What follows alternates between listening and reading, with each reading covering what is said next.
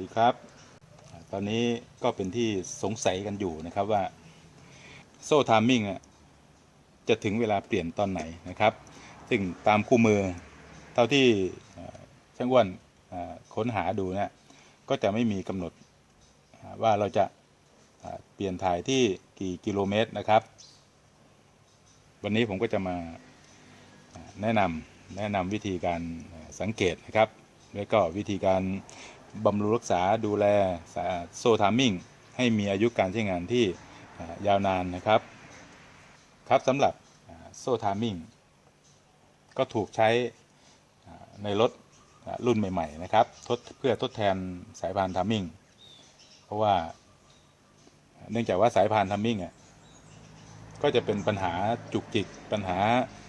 ในการซ่อมบำรุงเพิ่มต้นทุนในการดูแลรักษานะครับแล้วก็อายุการใช้งานสั้นเนื่องจากรถบางคันก็วิ่งระยะทางไกลๆเนี่ยแป๊บเดียวก็จะถึง100,000 กิโลแล้ว5-6 ปีก็ถึงแล้วนะครับแต่บางคันที่ไม่ได้ใช้เนี่ยก็จะต้องเช็คต้องเปลี่ยนตามอายุเหมือนกันนะครับเพราะว่าเนื่องจากการเสื่อมสภาพของเนื้อยางของสายพานนะครับสำหรับโซ่ไทามมิ่งนะครับ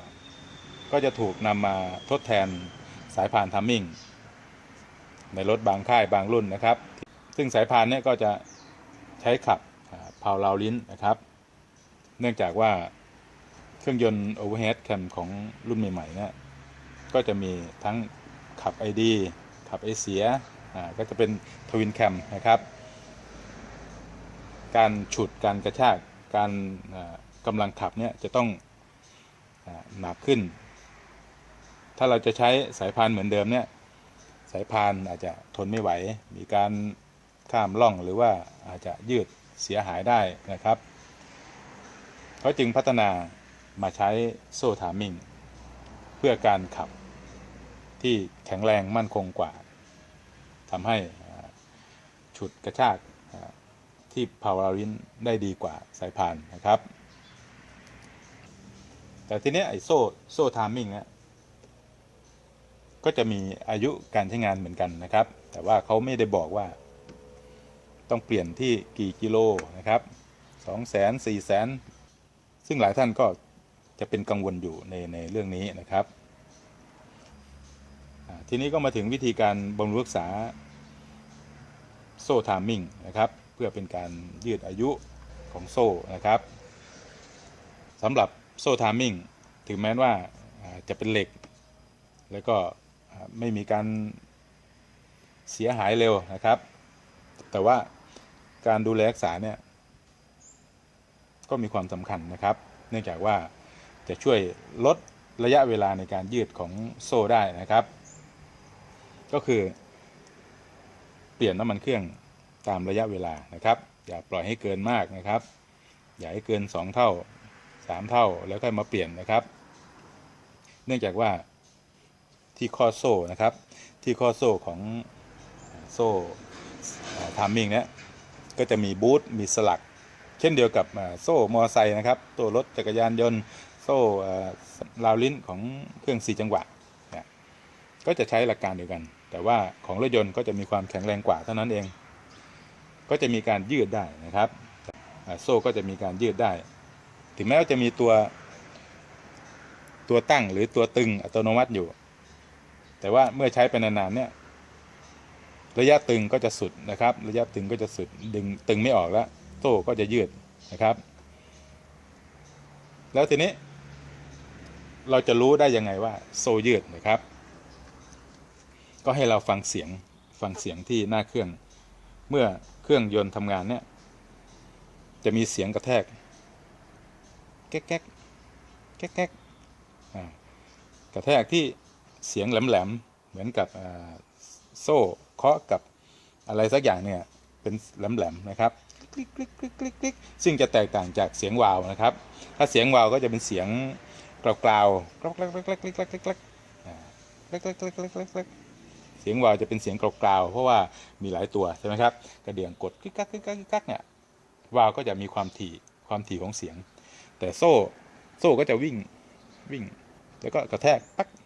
แก๊กแก๊ก แก๊กโซ่ก็จะวิ่งกระแทกเป็นจังหวะแก๊กแก๊กเราก็จะได้ยินเสียงชัดเจนนะครับให้สังเกตถ้าเพื่อนสมาชิกมีHonda นะครับมีมอเตอร์ไซค์ Honda ที่เป็นเครื่อง4จังหวะนะครับที่มีโซ่ราวลิ้นเนี่ยให้เราสังเกตว่าเสียงเนี่ยจะคล้ายๆกันเนื่องจากโซ่หย่อนนะครับก็จะมีการตีเก๊กเก๊กเก๊กเก๊กเก๊กเก๊กเก๊กซึ่งก็จะแตกต่างจากเสียงวาวชัดเจนนะครับก็จะมีบางท่านบอกว่ามันไม่เกี่ยวกับโซ่อาจจะเป็นที่ตัวตึงสายตัวตึงโซ่ไหมจริงๆแล้วตัวตึงโซ่เนี่ยจากประสบการณ์ของช่างอ้วนตัวตึงโซ่เนี่ยไม่ค่อยมีปัญหานะครับแต่จะมีปัญหาในเรื่องของโซ่ยืดเพราะว่าที่โซ่ก็จะมีบูทมีข้อโซ่สวมอยู่ก็จะมีการสึกหรอถ้าเรายืดตึงๆเนี่ยหลวมข้อละ1ฟิลเลอร์เนี่ยจำนวนกี่ข้อบวกกันเข้าไปก็จะเกิดระยะยืดขึ้นได้เท่านั้นนะครับอาจจะไม่ใช่ฟิลเลอร์บางข้ออาจจะเป็น2-3ฟิลเลอร์ก็มีนะครับที่ยืดนะครับแต่ว่ายังไม่ขาดนั่นเองก็ให้เราสังเกตเสียงนะครับฟังเสียงกระแทกกิ๊กกิ๊กกิ๊กกิ๊กกิ๊กกิ๊กเทียบกับรถใหม่ดูแล้วเราก็จะรู้ว่านี่คือเสียงของโซ่ทามมิ่งซึ่งก็จะเกิดอยู่ที่ด้านหน้าของเครื่องยนต์นะครับเสียงนี้จะเกิดที่ด้านหน้าของเครื่องยนต์คลิกคลิกคลิกคลิกคลิกคลิกเสียงจะตบเหมือนโซ่มอไซค์ตบแป๊กแป๊กแป๊กแป๊กแป๊กก็ประมาณนี้นะครับถ้ามีอาการแบบนี้ก็ให้เราเปลี่ยนโซ่ได้เลยนะครับจากประสบการณ์ของช่างอ้วนเองนะครับเคยเปลี่ยนของลูกค้าเมื่อนานมาแล้วนะครับก็คือเครื่องมีเสียงดังตอนแรกเขาก็สงสัยว่าเป็นที่วาล์วนะครับผมก็มาฟังดูไม่ใช่ครับมันเป็นที่โซ่รู้สึกว่าตัวนั้นจะเป็นสตาร์ด้านะครับเป็นเครื่องสตาร์ด้า2008ก็จะมีโซ่อยู่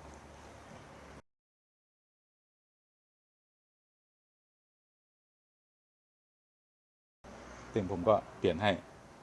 ก็หลังจากที่เปลี่ยนไปแล้วก็เสียงก็เงียบนะครับเพราะว่าเกิดจากการยืดของโซ่นั่นเองนะครับครับก็เป็นเทคนิคเป็นเคล็ดลับในการฟังเสียงของโซ่ทามมิ่งนะครับตอนนี้หลายท่านก็คงจะอุ่นใจได้แล้วว่าถึงแม้ไม่มีกำหนดเวลาเปลี่ยนของโซ่ชัดเจนนะครับแต่ว่าเราก็จะสังเกตเสียงของโซ่ได้นะครับครับสำหรับคลิปนี้ผมก็ขอฝากไว้เพียงเท่านี้ก่อนนะครับพบกันใหม่ในคลิปต่อไปนะครับขอบคุณและสวัสดีครับ